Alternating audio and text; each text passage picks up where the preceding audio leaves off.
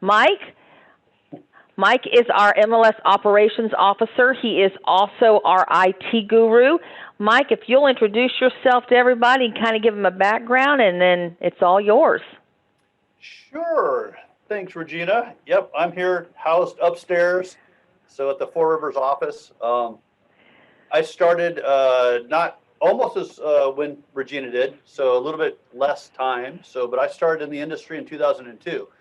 I come from a vendor background, so I actually started as a programmer for one of our vendors that does the NERDS application for NAR. It's all the behind the scenes stuff that keeps track of your licensing and your education and your NERDS numbers and all that kind of stuff. So I started from a tech background and came kind of the other direction to the front end where we're here.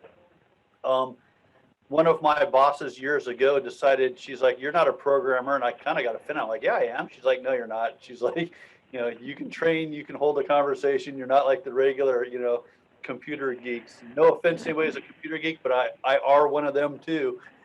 so, um, so since 2002, I've been working on the kind of like the back end database things along with some programming.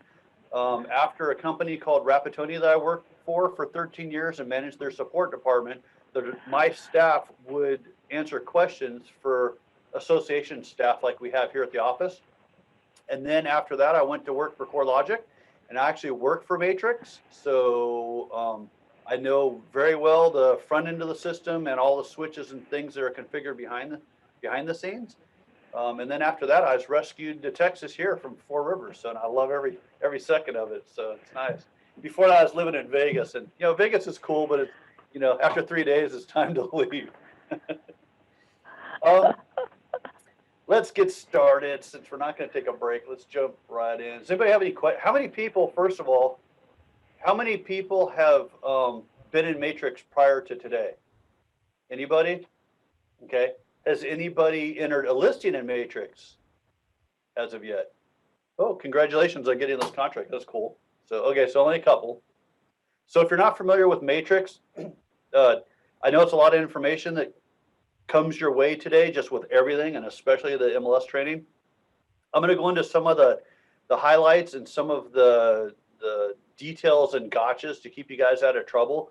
But at any time, like Selena said, if you guys have questions, specific questions about it, you can call the board office. I've spent the last 3.5 years, well, actually almost 4 years now, training all the association staff. So, I wish there was a memory chip I could just unplug and give to them, but we've spent a lot of time in training, and they can answer like 99% of your questions. And the questions that they can't answer, they'll bring to me because they're not shy.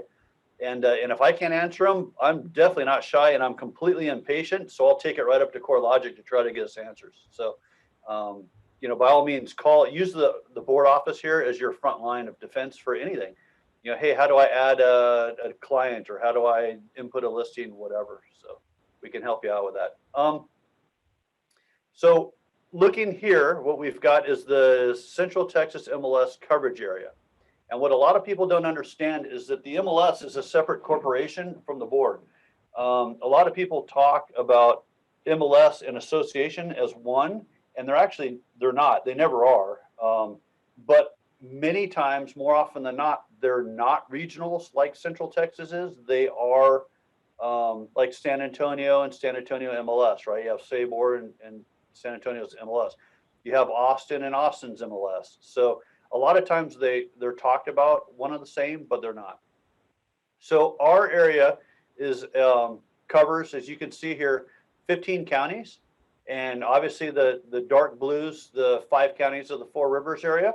But with your subscription through Four Rivers, you also have coverage to all these other counties, going all the way up to Fort Hood, Coryell County, Bell, Lampasas, Williamson County, Temple, Belton, and Victoria. So, and we're in talks constantly with a lot of our neighboring MLSs all around, including the 2 big guys to the north and south of us, as well as some other ones that I can't really disclose. But we're always looking to merge, right? The reason Central Texas was conceived was to make things easier on y'all, right? On the brokers.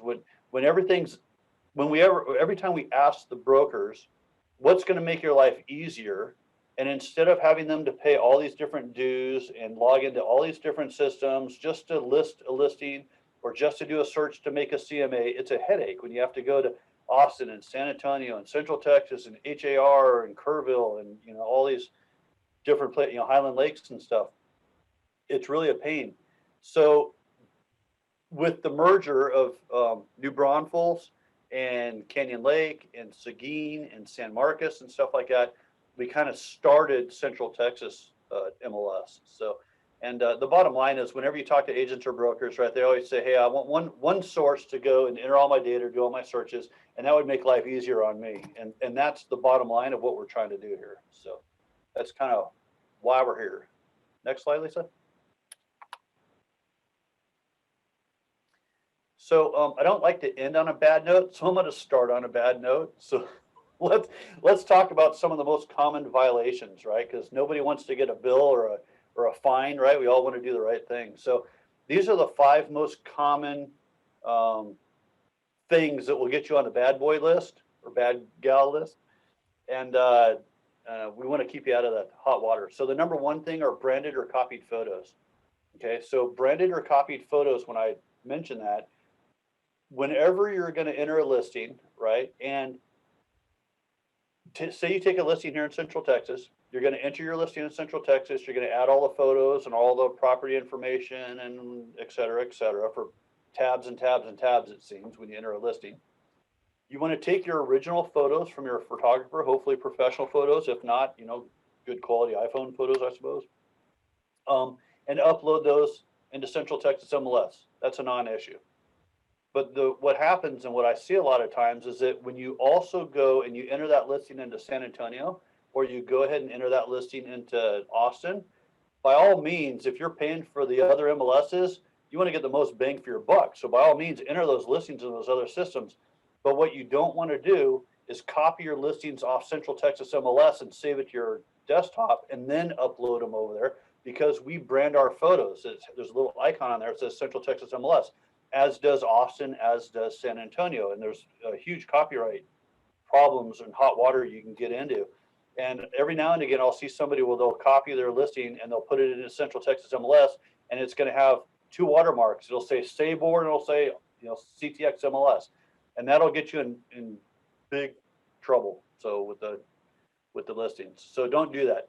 Take your original photos, upload your original photos to Central Texas, take your original photos, upload your original photos to San Antonio, et cetera, et cetera. So that's all. That's for copied photos. So for branded photos, that's a little different, right? There's a rule in the MLS, and I know it's not real exciting reading, but it's important reading to go and be sure that you read the rules and regulations and look at all the nuances and stuff on there. So with all the different pieces. So what you're going to do is you're going to take your branded photos and make sure that you don't have pictures, right, with your brokerage in there. No photos with your contact information or anything in there. And at one point in time, I actually had some guy that got really, really creative, and it was reported, a manual reporting, and it was a branded virtual tour. And they're like, "Hey, this guy's got his contact information on the virtual tour." And I watched the virtual tour, and I'm looking, I'm like, I don't see any contact information. There's no signs, there's no contact, da, da, da, da. And they're like, "Well, listen to the audio." I'm like, "What?" So I turn the audio track on, and on the audio track, it says like, "Hey, call Mike, I can save you money because you won't have to go through these other realtors. Call me direct, and your commissions will be cut in half," and blah, blah, blah. I got to give him props. It was creative, but it wasn't cool. So we had to have him take that down. So kind of funny.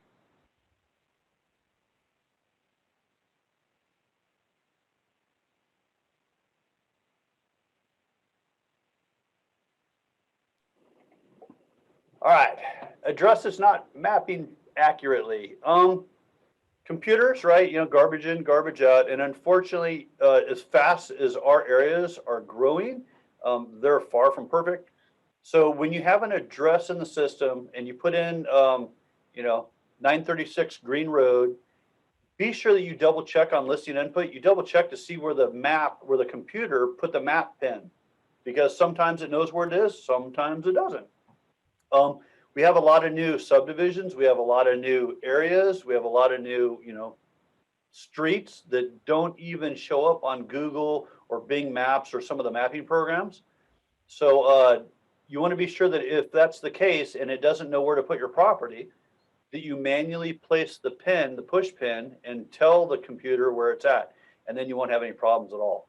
So we compare the MLS data with the tax record with the CAD, and then and they'll know if it's showing on the right parcel or not the right parcel. And so if it maps incorrectly, just be sure you manually put it there so it's cool. You'd be surprised that on a new street in our area, if Google Maps doesn't know where to, it doesn't recognize that street, and you put it in for like 123 Mike Murphy Highway or something like that, it's going to be like, what the heck is that? So what it does is if it can't map the exact street address, it goes to the next best thing. So it goes to the zip code. And you'd be surprised how many people are trying to sell or have listed in the MLS the gazebo on Seguin in front of the courthouse over there, because that's the very center of New Braunfels. So be sure you manually place that pin. That's a big one. I get a lot of those, unfortunately. Wrong status. In particular, when you're managing listings between multiple systems, be sure that as the status of the listing changes from active to, hey, I got an offer, let's go under contract, and then we're going to do our inspections, and then it sells, and et cetera, that if you put it in multiple MLSs, that you update each of those MLSs the same. That's what the price changes, any kind of change in the MLS. Be sure you use a spreadsheet or any way you want to try to do it, or your broker suggests to do it. Just make sure that if you enter it in multiple MLSs, you update it in all those MLSs.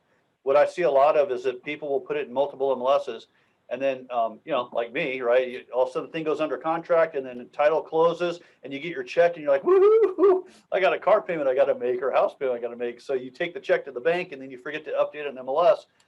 And if you never go back and update the listing, what's going to happen is that it's going to show that it's active or under a contract or whatever status it was last in until it goes and hits the expiration date, and then it's going to auto expire from the system. And then what happens 6 weeks or 8 weeks down the road, our system goes back and says, hey, this listing expired and never sold, but there's a new owner, right? Because we go back to the tax records and we see when that tax roll hits and when the owner updates, when there's a bill of sale. And so they compare that, and then that's how they know if the status is incorrect. So just be sure you update the listings in all the MLSs the same, and it'll keep you out of hot water with that one. Incorrect information in remarks. At no time do you want to put your contact information in the remarks, and especially not gate codes to the subdivisions. A lot of people are like, oh, well, it's a go and show, it's a vacant property. So, if somebody wants to go at midnight to go look at the property, just let them go do it, and I'll put the gate code in there. Don't do that, because all these fields go out into public places, right? Once it goes on the internet, everybody sees it. And most people in this town are on the up and up, and things are really good. That's why we like to live here. But there's people from other places that that don't always have the right intentions, right? And so when you're putting gate codes for a subdivision on public places, there are people that troll those sites, and they go, oh, cool, we got a vacant house in this subdivision, and while we're at it, hey, there's like 2 more on this block. Let's just go clean out all their appliances. So when I was living in Vegas, actually, when the market crashed years ago, it was actually pretty interesting, because people were going in and they would clean the place of all the appliances out of there. And you don't want to have that listing and have that happen with you, nor do you want to put anybody else in the subdivision at risk. So that's a security issue for your clients and for all the other people in there. So don't ever do that, please, and don't share your lockbox information. So. And then incorrect acreage. Now this one, there's a lot of legitimate reasons why you would do this. So again, the computer is only as smart as it can be, right? Which, garbage in, garbage out. Here we go again. So what it's doing is it's checking the MLS data to the tax data, okay? And so a lot of times you might have a legitimate reason where the seller's like, hey, I don't care if you sell this thing like, the whole pie or like 25 little tiny slices of the pie, just sell it however you want to do it. And so a lot of times people will take, say for instance, a 10-acre property, and they're going to say, okay, well, I'm going to put the house and 1 acre as residential, and then I'm going to put 9 1-acre parcels in land, and we'll just split it up that way. And then I'll put in my agent remarks, hey, we're selling this, listing number 1, 2, 3, 4, 5, 6, 7, 8, 9 all together, or whoever wants to buy it, write us a check. We'll be glad to take your money. So what happens is that this will get flagged in a case like that because you're going to have 10 1-acre parcels that you're putting on there, but that hasn't hit the CAD because it hasn't sold yet, so it hasn't been reclassified on the county appraisal district. So what happens is that the system goes to the tax records and says, wait a minute, this is supposed to be 10 acres at this parcel ID, and he's only got it listed as 1 acre. What's the deal? So if you have to do that, and actually not even if, when you have to do that, because a lot of this has happened a lot now, right? With bigger ranches are selling smaller parcels or whatever subdivision. So if this happens, you can enter it in there, and it's all cool to do that. Just be sure that you email, and if you have your notepads ready, grab this email. It's compliance@ctxmls.com. And again, that's compliance@ctxmls.com. And if you didn't get that, you can call the office, and we'll be happy to give that out to you. And all you got to do is just tell Sean or the compliance officer to say, hey, I have parcel number 1, 2, 3, 4, 5, 6. The seller asked me to sell it as separate parcels, so I put them in the MLS like that. And FYI, it's probably going to show up in your thing. And what he does is when it does show up in the system, then he'll just ignore it and pass it on. Oh yeah, I remember getting a call from Mike about this, no problem, and it's gone. If you don't do that, then the system's going to flag it as incorrect, and then he's going to send you a warning to go correct the data. So not the end of the world as long as the data is correct. But any questions on any of these so far, or any other rules that we have in the system? Does anybody have any problems with this kind of stuff yet? No? Okay, that's good. We don't want you to. So, all right. Getting back to the expiring listing rule, what we have is that in Matrix on this home page, when you log in, you're going to have a My Listings module. Now, the My Listings module, some people will freak out. They'll be like, hey, I don't have this option in there. You're only going to see the option if it applies to you. If it doesn't apply to you, then it will be hidden. So it's kind of dynamic that way. So as a brand new agent with no listings, this thing's going to be pretty empty, right? I might have my office or my firm listings, but I won't have my own. So what I'm looking at here is in red, you're going to get warnings. So it's going to say my expiring listings in the next 30 days, my expiring listings in the next 14 days. And then there's also one where you get like the day before. And so what's cool about this is that it's actually like a sales opportunity for you, right? So say your listing contract was 6 months and we're 5 months into this thing, we got 30 days left. This is going to give you like a little reason to contact the seller and say, hey, I know that we didn't sell it, in right now's time, you can't even, I can't even conceive that happening, but because, inventory is so short and properties are selling so quickly, but once upon a time, they would be on the market for, 3 months or 6 months. So what happens is that it gives you the opportunity to go back to the seller and then extend the contract, right? You can go back and say, hey, your listing's contract's going to expire in 30 days, let's do an addendum and move it on, instead of waiting until after the fact. And once upon a time, there was a use case from Texas Realtors where somebody had let the listing expire, but they're selling it, and it was a friend selling it for another friend. And so the guy's like, oh, I've known this guy for a long time. Like, I don't care. It's, it's just paperwork, whatever, And they were, I think they had just gotten out, they just received an offer or something really weird with it. So anyway, long story short, the seller ended up signing a listing agreement with another agent who high pressured them and came to their door saying, hey, your contract, is done. So, that guy's a lazy bum. I can sell it in like half the time for you. So the seller ended up signing with a new agent. And what happened was that when that property closed, the person who had the property in there first was like, hey, it's my listing, it's in here, I get the commission on it. And the other agent, when it closed, had sued to get the commissions on it. And when it went to litigation, the new agent won 100% of the commissions. And the person that did all the work to sell this thing got nothing. And the reason is because the current list agent didn't have, you can't do this, we like to do these things on a handshake, but the current list agent didn't have a legal document because his contract expired. So a lot of people don't take these things seriously, and 99% of the time it's not gonna be a problem. You know, it might expire for a week or 2 weeks or something, and you could be like, oh yeah, we'll meet him and whatever, but these things can happen, so just make sure that you're covered. And so when you get the warning that's gonna expire in 30 days, you know, time to pick up the phone and do something about it, and maybe extend the listing.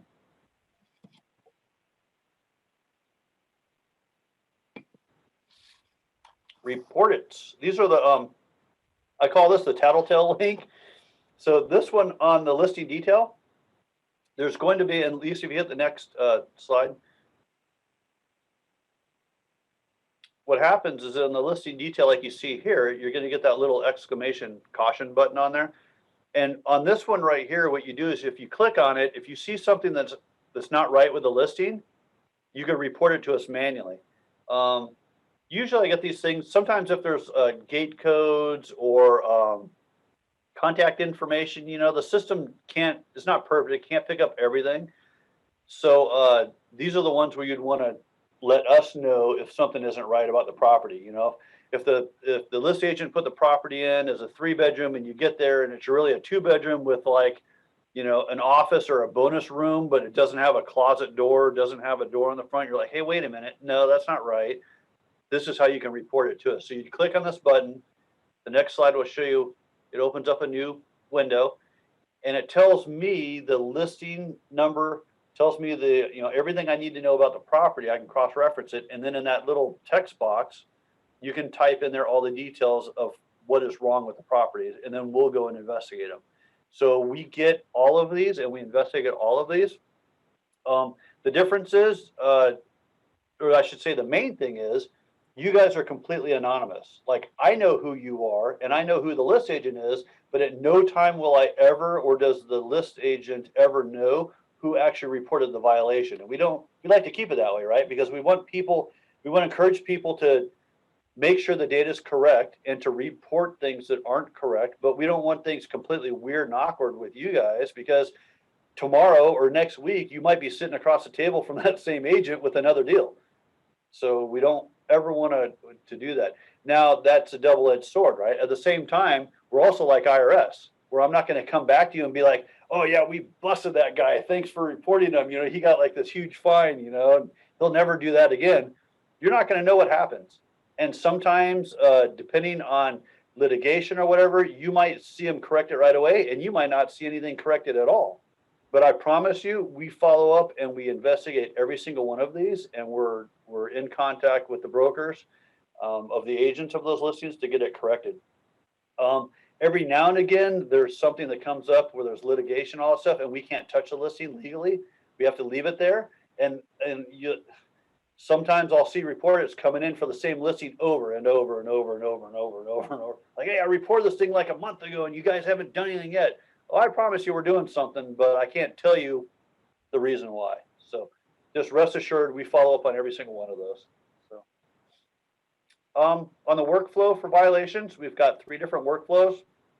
The first one is minor offense. And the bottom line with all this nonsense, with all these rules and regulations and all these fines and all that stuff, I'm not doing this to make money, right? Central Texas MLS is not trying to do this for money. Our main goal is cooperation, compensation, and quality data. And we have better and higher quality data than anybody else around in this region of Texas. I can promise you that. And the reason is because we're on top of people fixing their listings. Okay, we don't want to fine you. We just want correct data in there. So the first workflow, if you get a warning, don't ignore the warnings, because if you ignore the first warning, the second warning, and it goes to a fine, after it goes to a fine, it's out of my hands. I can't do anything about it. And so what happens is if there's a violation, you'll get the first warning. You'll have 72 hours to correct the warning. If it's not corrected in 72 hours, the system will send you a second warning and say, hey, this is still not correct. Please correct your listing on there, or call your local association to help you walk walk through it. And if you don't do it after the second 72 hours, then you're going to get a $100 fine. And people call and go, hey, I just got this fine for, $100, and I just fixed the listing. Can you make it go away? No. Once it hits the fine, it's done. The only recourse is on the MLS site. There's a form that you could fill out to appeal it, and you're going to have to go in front of the advisory council board, and you're going to have to tell them why you were being lazy, or why you didn't call the board, or why you didn't correct the listing, and why I got to the firm. And the board consists of your peers. So you're going to be talking to your peers, and some of them are, the largest producers and the brokers, and they're going to look you in the eye like, okay, well, why didn't you fix it when you got the first warning? So, it gets a little weird. I don't see very many that get, I've never seen one get reversed yet. Actually, there was one instance where there was a discrepancy in the rules and there's a misunderstanding, and we got that corrected. So that was one out of all of them that I've got. The other ones, we just had a meeting on Tuesday and yesterday, and that one was denied. And the excuse was, I'm a brand new agent to this, and your rule is slightly different than Netris, right? They're in North Texas. Your rule is slightly different than Netris, and so I didn't understand. So please waive this. That doesn't apply. So it's your responsibility to know the rules. It's like traffic violations. It's your responsibility to know the rules of the road and the speed limits and all that stuff, right? So be sure to read those rules. Next slide, Lisa.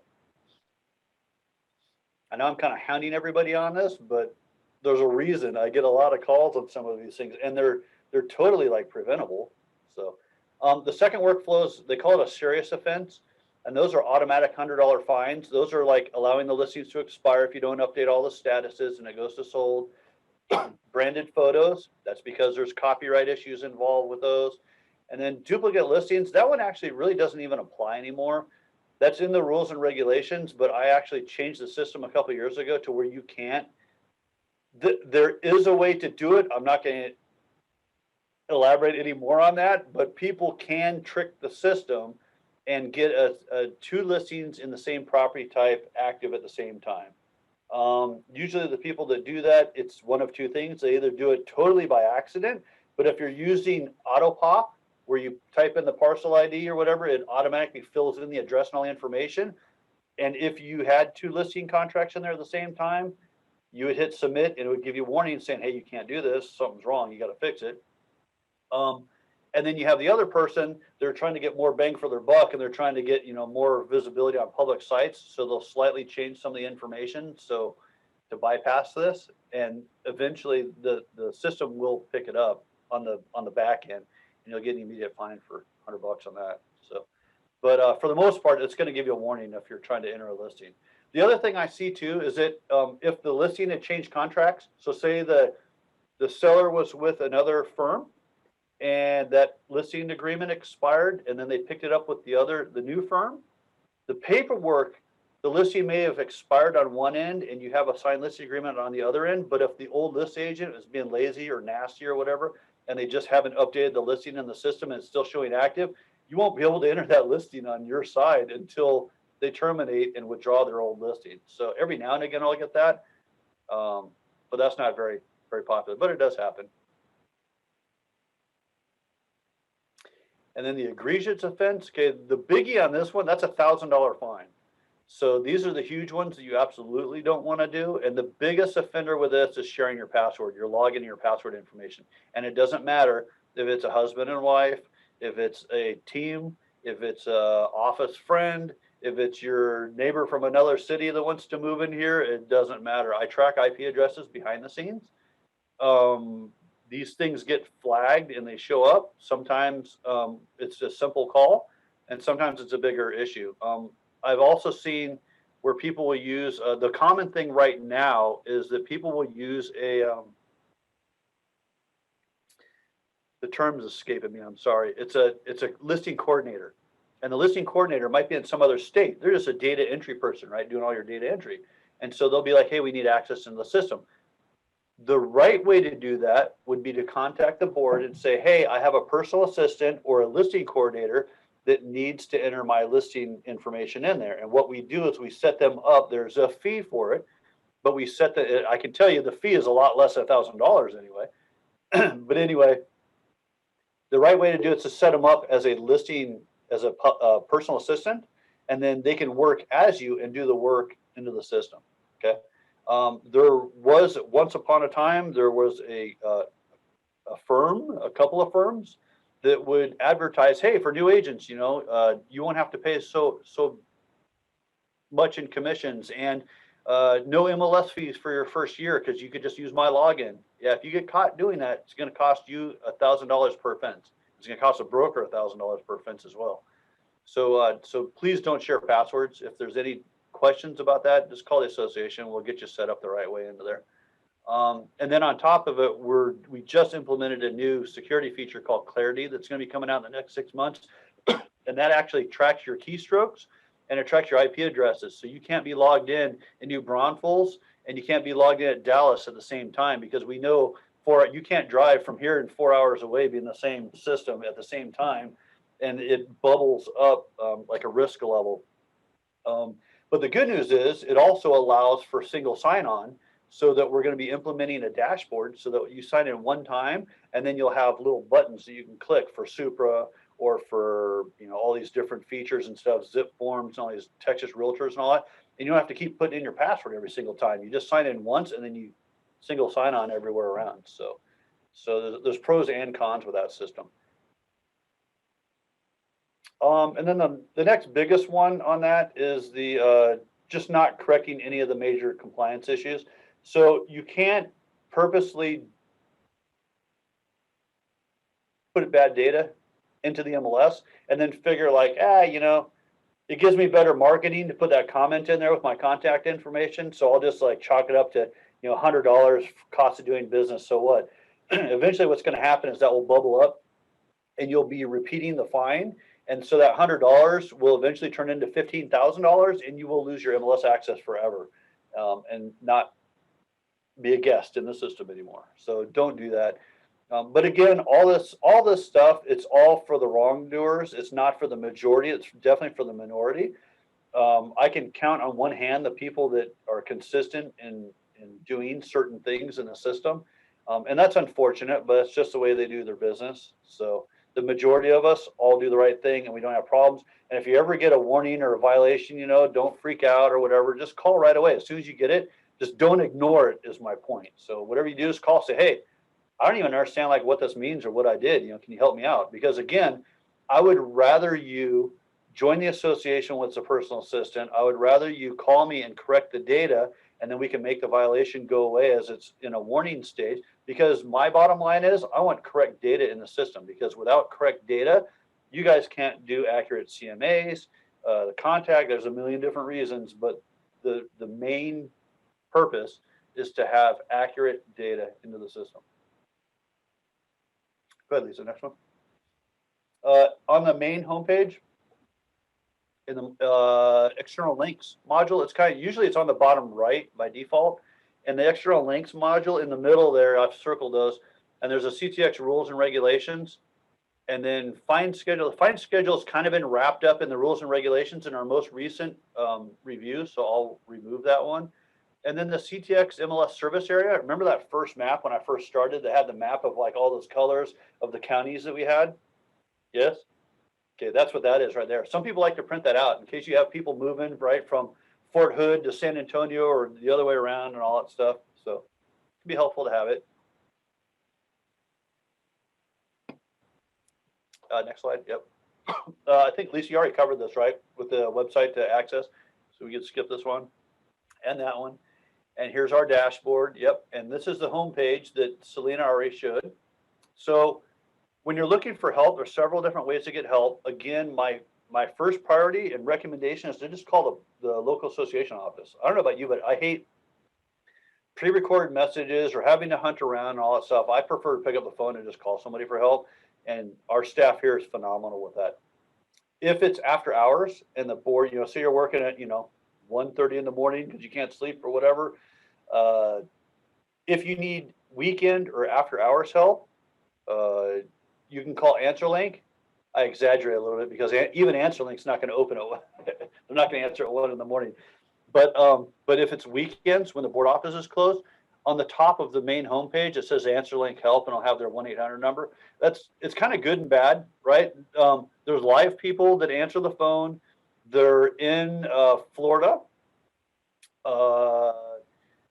They're good at the basic matrix stuff, but they're not going to know all your answers like we would here at the association. And the reason is because you think like, oh, it's matrix. They know everything about it.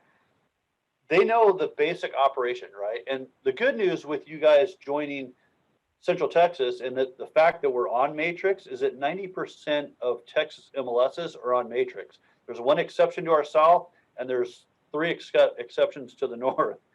So, but the majority of MLSs, whether you're in HAR or you're in Kerrville or there's a million of them, but McAllen, we're all on matrix. So it's all the basic same way you search. The fields, the individual fields might vary a little bit, but the operation's going to be exactly the same. The layout's going to be very similar between systems. So that makes it really, really cool.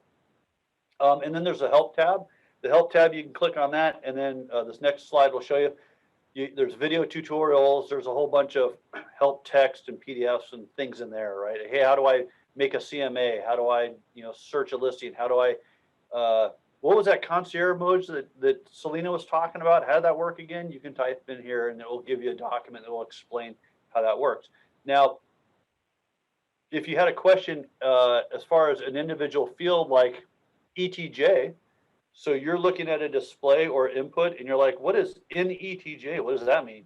And you call AnswerLink for that, they're going to look at you with like a blank stare, deer in the headlights. They're not going to know what you're talking about, because ETJ is a localized term. It's not something that's used all across the country. So they won't have any clue what that is. They're going to say, call your board. So that's just one example. But as far as like main topics and how-tos, it works really good. So for those of you that have logged into Matrix, I can't talk today. When you first log into Matrix, how many have seen those pop-ups that come up, right? Where you first log in, and it's like a news and alert is what they call it. Anybody seen those so far? And you got to click like ignore, right? Isn't that what we do? Okay, I'm the guy who puts those on there. You're welcome. I try to keep those at a minimum, or at least as minimal as possible. We're getting spammed with information all the time, right? I mean, we're getting hit with emails and phone calls and all this stuff. So I try to keep these to like major announcements, right, in the MLS. If there's a new announcement about a new status, like I just had one on coming soon recently. I'm working on a new property type, farm and ranch. So in the next couple of months, we're going to have a farm and ranch property type in the system, which will be cool. So you'll get another news alert for that. If there's like system maintenance or something else major that's going to be, hey, I need to log in or enter a listing and the system's down, like what's going on, I'll post most of those out. So it'll kind of be in hindsight, because if I post a service alert in the MLS, but the MLS is down, you won't see it until it comes back up. But anyway, you get my drift. But I try not to do those too often, because, there's a lot of information out there, and I don't like to try to be annoying. And I don't want to become noise in the background, right? I don't want you guys to ignore them. I put them up there for a reason. It's important information. And now Matrix actually added a button in this last year with an enhancement where now you can print them out if you wanted to. So you can print it out and read it later if you wanted. Excuse me.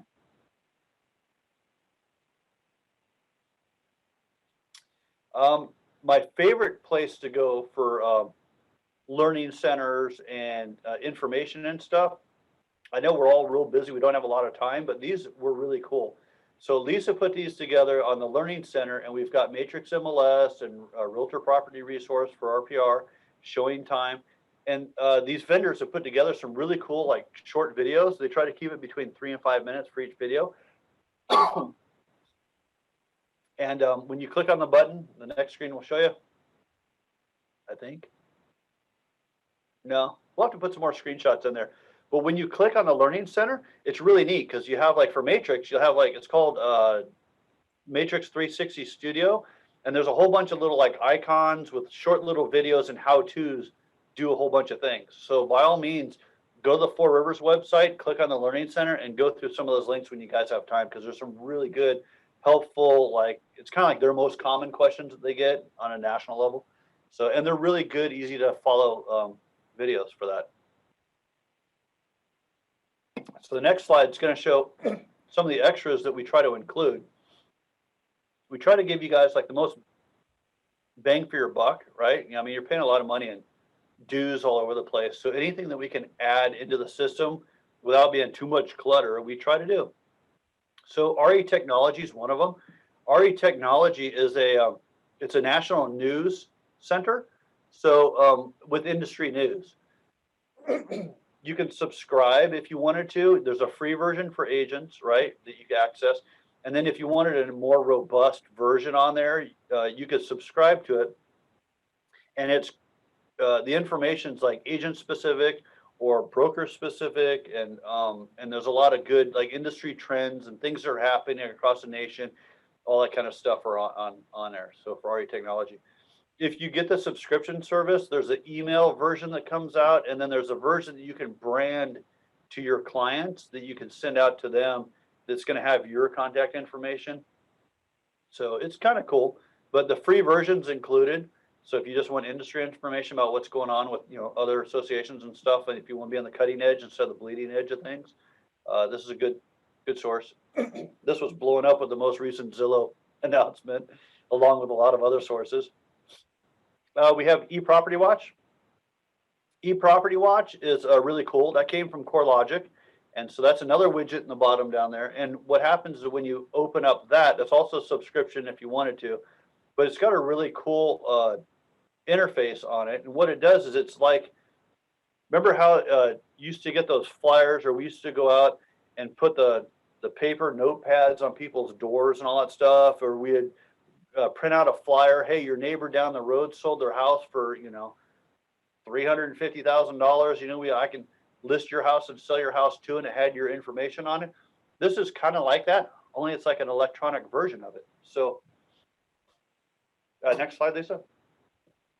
So you can subscribe to that, and then it will send a whole bunch of information directly and electronically to your clients. And what it does is it brands it to you. So when they open up those emails or those links and stuff like that, it comes to your contact information with all your stuff on there. So it's just another way to generate leads. So in Matrix, within the last year and a half or so, they brought in, there used to be two different parts of the platform. There was the realist tax section, which there still is, and then there's the MLS.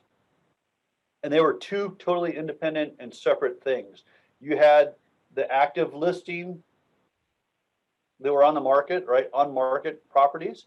And then on the tax, it was kind of like the has-beens, right, everything that's sold or whatever in the past. And so now what they've done is they've married both those databases together.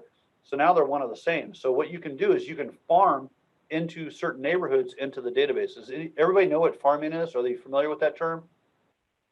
If you're not, just raise your hand for a sec, because I'm going to explain it anyway.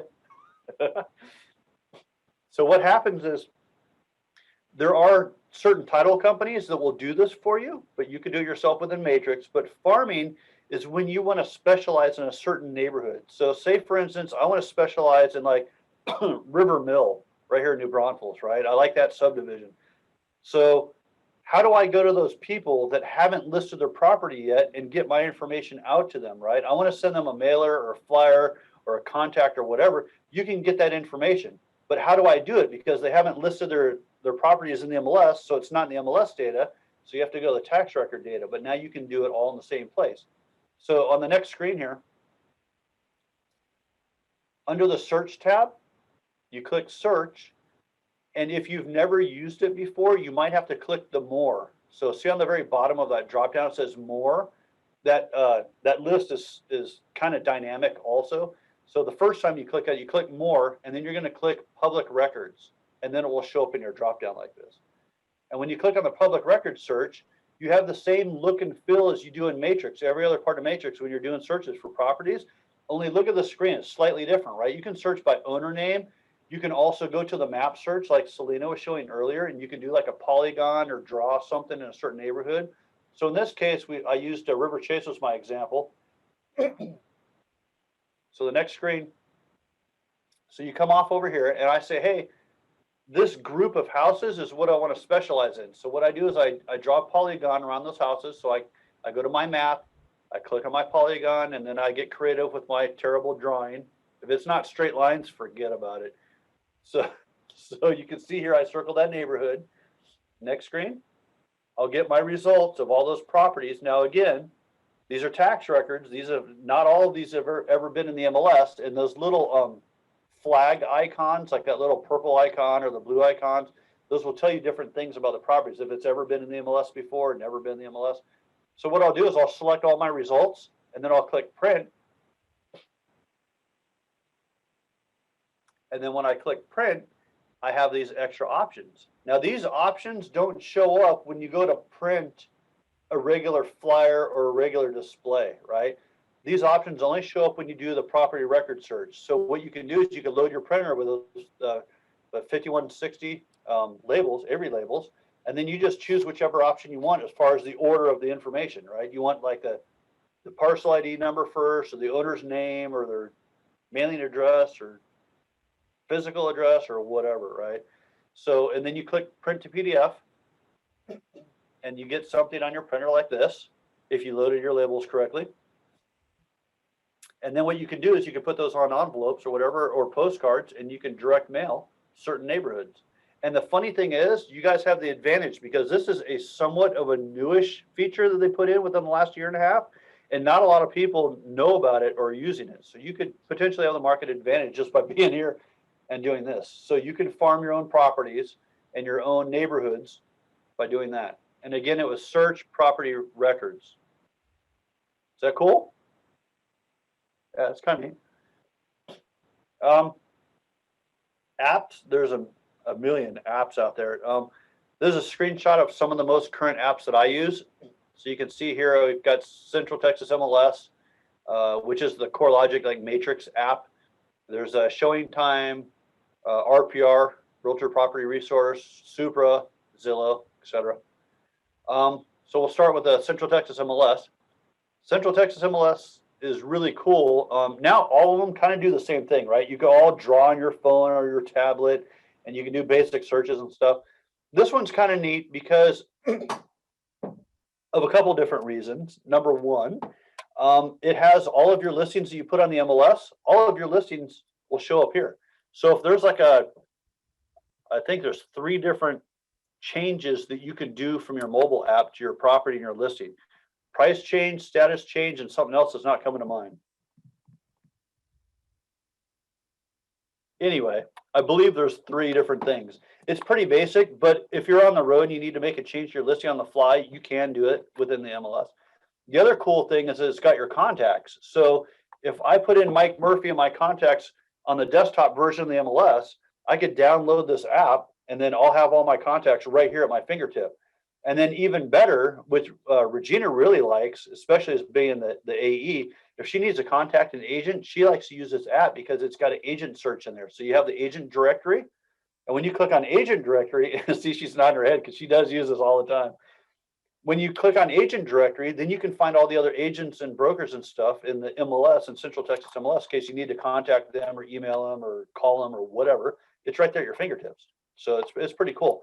My favorite thing with this is that a lot of clients these days, everybody's touchy-feely. Like, you have an app, you have an app, you have an app. Now for free, yes, you have an app. So what you can do is you'll see Lisa will circle this, the Share My App. And Share My App, what it does is it's when you click on that, it's going to take this version of Central Texas MLS, and it's going to, you'll be able to send that to your clients, right? And just like how your iPhones or your Androids work, you know, you can text it or email it or SMS or any way you want to get it to them. But what it does is it gives them a version of this Central Texas MLS app, and it's branded to you. So you can see this version right here has my contact information up on the top. So if I click on that, if I was to click on that, then what would happen was that it would give the client my contact information to call me. They can also do searches as they're out and about in the area and pull up properties on there. But the difference is on the left-hand screenshot, this is logged in as an agent. So I'm seeing active, sold, pending contracts. your client will only see the on market active listings. They're not going to see sold. So they're not going to see everything you see, but they'll see all the active or on market stuff. So, so what you do is you go to your app store or Google Play and type in the Go MLS CTX MLS. If you guys have problems, find that later on, then call the board office. We'll walk you through it. Showing Time. Showing Time's got an amazing app. They've put a lot of development into their displays, into their communications. You can choose in your profile and your preferences how you want to be communicated, whether it's going to be text or email or both, or Showing Time's got its own agent-to-agent communications within their own application. So even if a member was not a member of San Antonio and of Central Texas, but they're both using Showing Time, and you wanted to schedule a showing with another agent in the other system, you can send them a private message and say, hey, I have a client who wants to see your property. Can they go see it now or whatever? And that's like a direct communications with them. So it's pretty cool. The other thing that's nice about it is if you're showing a property and you're on site and your client falls in love with it, says, I want to write an offer like right now, you can send a message to them, private message within this app, and say, hey, I've got a client here who a buyer who wants to send an offer. What's the best way to do that, or can you call me right away or something, whatever you want to tell them. But it's kind of a neat way of communicating that way, right? So you can do that. The other thing that Regina alluded to earlier is that if you scheduled 4 showings, for instance, for example, and you're at the first showing and they like the first house, right out of the gate. So like, oh my God, this is the best house. And you're thinking like, hey, you haven't even seen the best one yet. You're gonna like the next one better.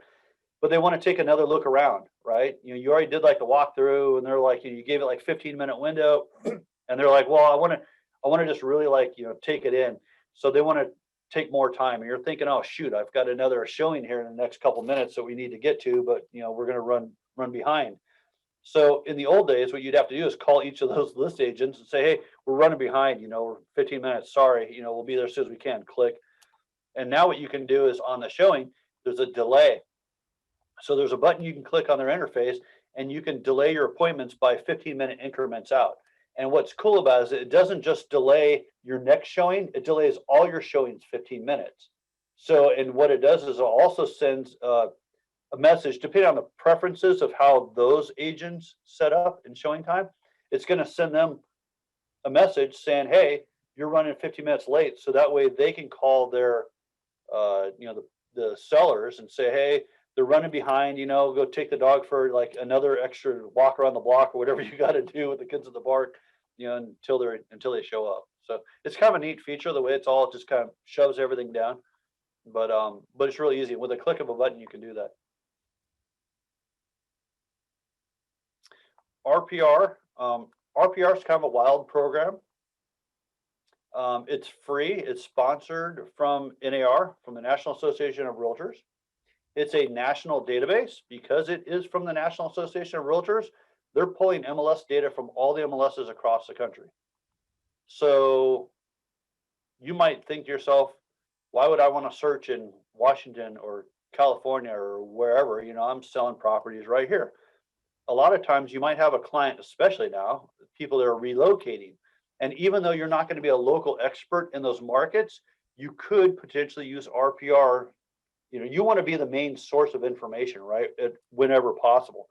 So you can search in the MLS on their end and just give them some general ideas of, hey, this is how many properties are active, or, hey, here's a property that, equivalent property over there with bedrooms, bathrooms, and square footage that we can find here, or whatever.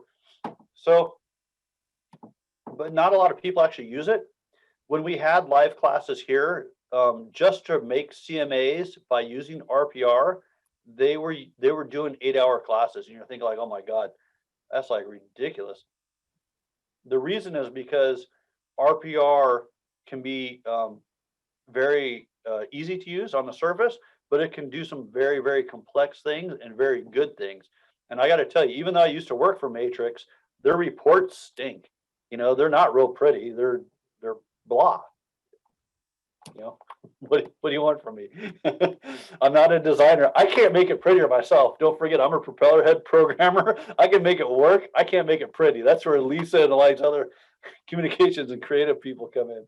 But I can tell you, just looking at it, it doesn't take a rocket scientist to see those reports and go like, ew, you know, it's kind of just plain. So RPR has got some really professional and good looking reports and displays, things that I would probably much rather use to print and put flyers out or advertisements or what have you. So there's different things you can do. So I encourage you to go into RPR and I encourage you to learn more about it and to work in it and to get familiar with it. One of the things I was actually asked this, not last year, year before last. Last year we've been on lockdown, so but year before last, RPR had their national employee convention. They have a lot of employees across the country, and they all come in here to brainstorm, and they want to find out like how their applications and how everything's working. I happen to know one of the VPs for RPR for like almost 20 years. She hasn't always been with RPR, but she asked me and Becky Whittier, our CEO for Central Texas, to come and just talk to them about, hey, how's it used? You know, what are the downfalls? What are the pros and cons and stuff? Because the employees behind the scenes, you know, they get, you know, whipped day in and day after, right? Hey, you got to come with this new feature, add this extra thing. And they don't see the benefits or hear the benefits from the actual consumers or people using it all the time. So it was nice for them to hear it too. But it was an honor for us because we were able to say, hey, we wish you had blah. And they've implemented a lot of those features that we were talking about that would help members. One of the things I ran into was that even though it's not widely used from a membership level across the board, there's very few people using it. So you're thinking like, well, if very few people are using it, why would I want to use it? Of those very few people that are using it, they're the top 9% top producing agents and brokers that are using it because they are with this app. They can be the main source for their clients, and they're also I don't know if it's coincidence or not, but you know, if somebody's making a lot of business and doing good and they're successful, I want to do what they're doing, and this happens to be one of the tools that they're using for that. So I'm not saying it's the end all be all, but I did think it was interesting that the highest producing agents and brokers were the ones that were using this. And I'm guessing that it's probably because of their market and what they're doing. It's probably like a best kept secret. Like they don't want everybody else to do it. Otherwise they'll have to share more of their market share. I don't know. But anyway, the idea is not that one of these applications is better than the other. We're just trying to offer tools, and whichever one works best for you, go for it. So, and it's free, so you can't beat free. I like free 99 myself. That's a video talked about RPR. I just told you about it. I'll spare you. Supra is a fun one. So for our lockbox, we use Supra. Because you're members of Four Rivers, if you're primary members here with Four Rivers and you buy your lock boxes through Four Rivers, you have an extra bonus over anybody else around. We have a reciprocity agreement with Austin and San Antonio.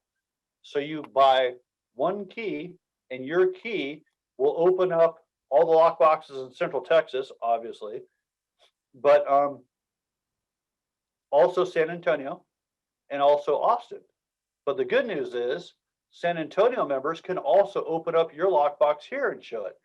And Austin members can come into your area and they can open up your lockbox with theirs without having to buy another subscription or do anything.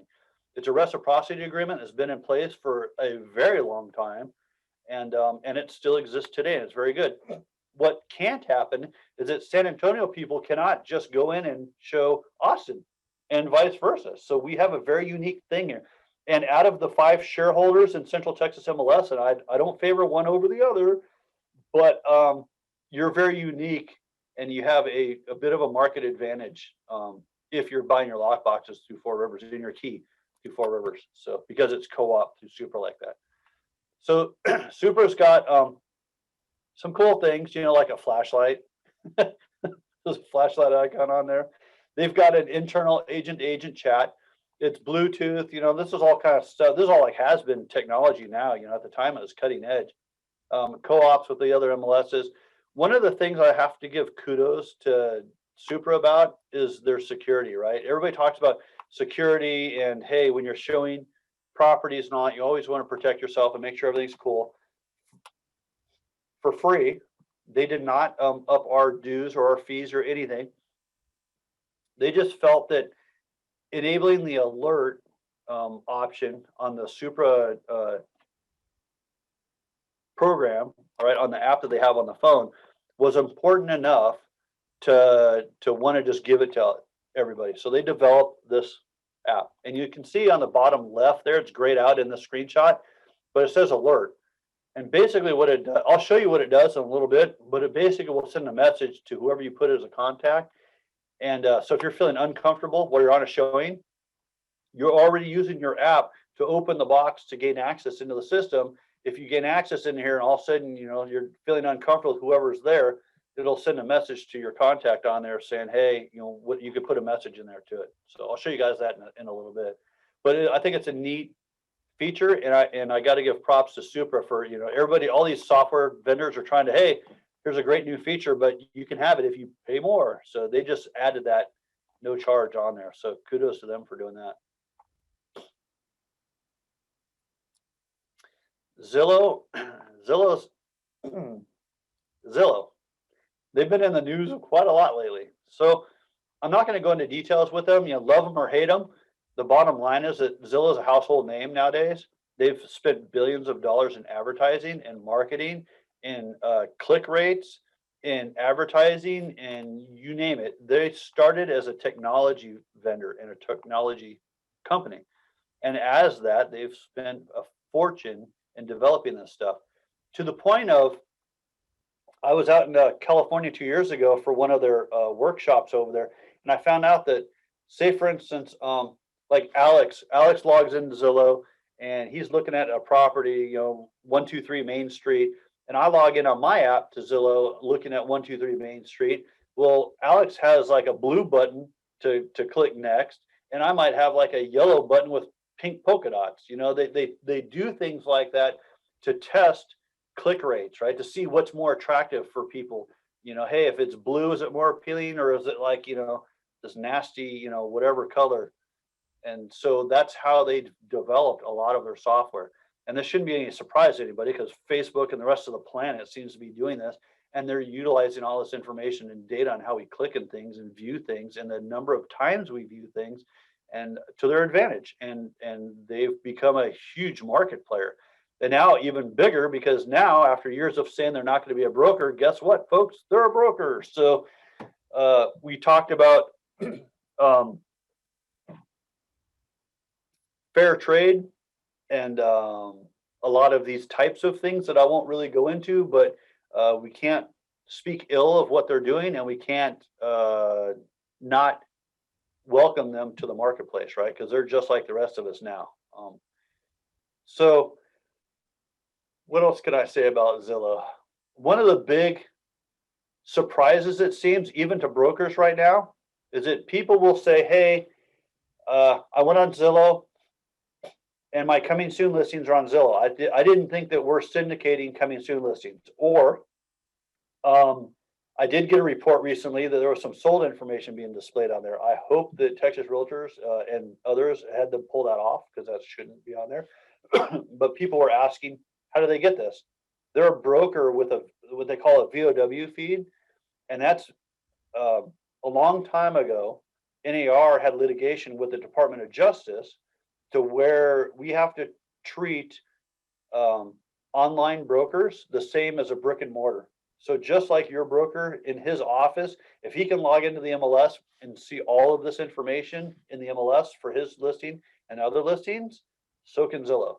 So now they've spent a ton of money with their attorneys going through everybody's rules and regulations across the country, and they're straddling a very gray area that aren't making a lot of people happy, but they're not doing anything against the rules, unfortunately. So there's a lot of talk about that. We haven't heard the last of it, but they're doing this for their Zillow offers, and Zillow offers are, at least for the moment, it's a very small subset of properties that they're specializing in. They're like, hey, they're a broker and they're selling properties and they're buying properties. Oh my God, I'm going to go out of business. No, you're not. there's so much market out there. They're touching a very small percentage right now.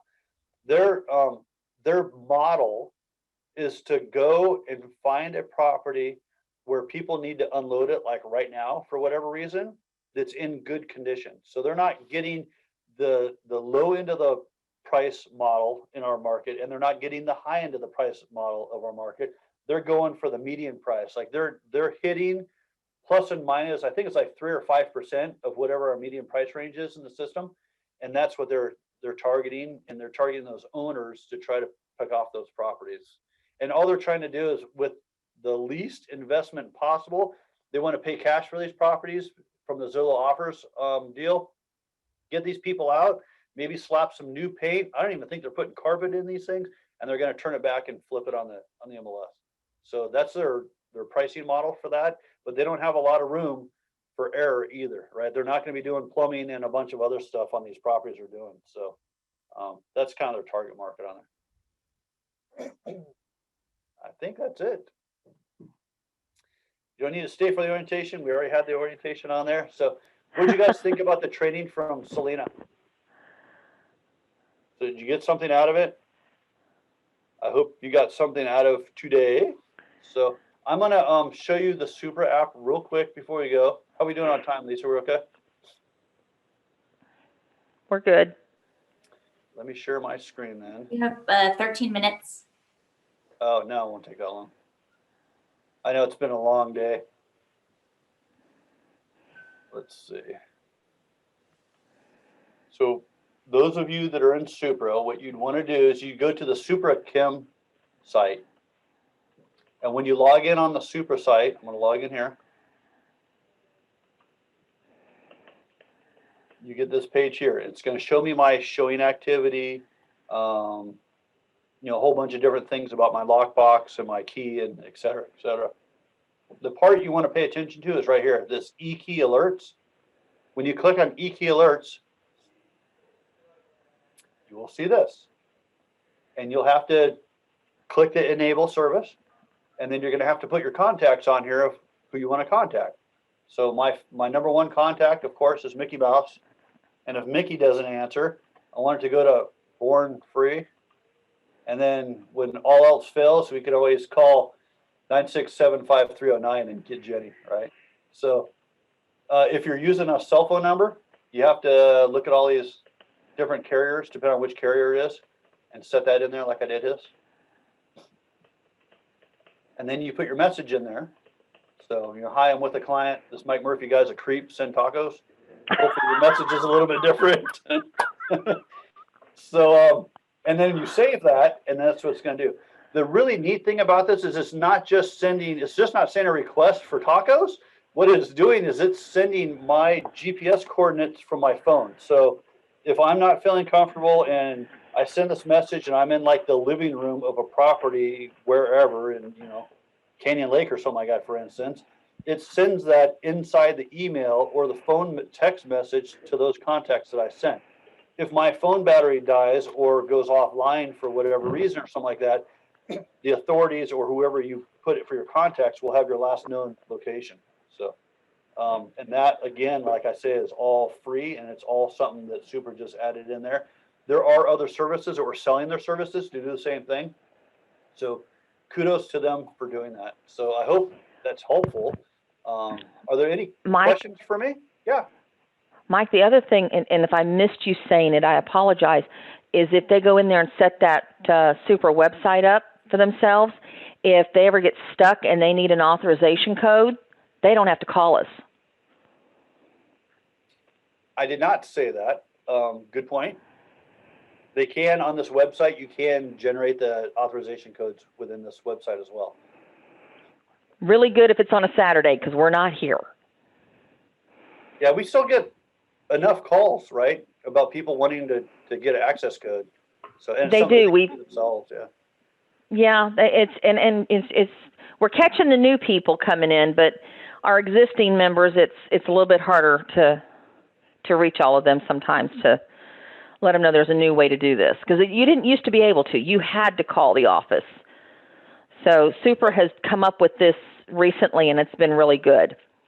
And then that'll happen like if you could do an update on your phone or something like that. Apple's really bad. You do an update or something like that, then all of a sudden the app doesn't work and you have to get that authorization code for it to go ahead and work again. So this way you're not limited to having to wait to get it with us. You can just go in there and do it yourself. True, true. All right, last chance. Any questions? I know it's a lot of information from everybody. A lot of times it's kind of like, wow, I don't even know where to start to ask. So if you guys think of something later, then call the board office. But